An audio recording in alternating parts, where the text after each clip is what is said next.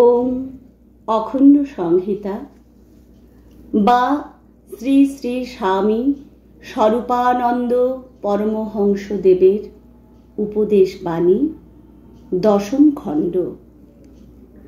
সংসারে সহিষ্ণু হইবার উপায়। জনৈকা মহিলা শ্রী শ্রী বাবামণিকে প্রশ্ন করিলেন, সাংসারিক ঝগড়া কলহে সহিষ্ণু হবার উপায় কি? শ্রী শ্রী বাবামণি বলিলেন, প্রথম উপায় একথা চিন্তা করা যে ভগবানের ইচ্ছা ছাড়া দুঃখ অশান্তি আসে না। ভগবানের ইচ্ছা ছাড়া একটি গাছের পাতাও নড়ে না। সুতরাং যদি অপমান, অসম্মান, অপবাদ বা নিন্দা আমার বিরুদ্ধে এসেও থাকে, তবে ভগবানের অভিপ্রায়েই এসেছে।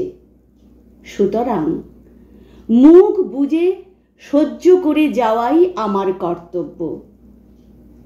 দ্বিতীয় উপায় হচ্ছে নিজ সন্তান সন্ততির নৈতিক কুশল চিন্তা করা।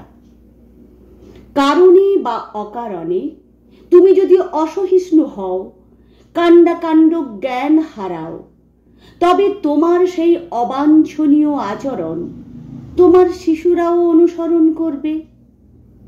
তাতে তাদের জীবন গঠনের, চরিত্রের সম্পূর্ণতা সাধনের বিশেষ ক্ষতি হবে।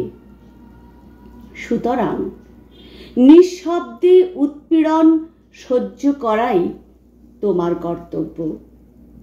এইরূপ চিন্তা করে করে মনকে তৈরি করো। মন অগঠিত বলেই তোমরা কলহে এত রুচি অনুভব করো।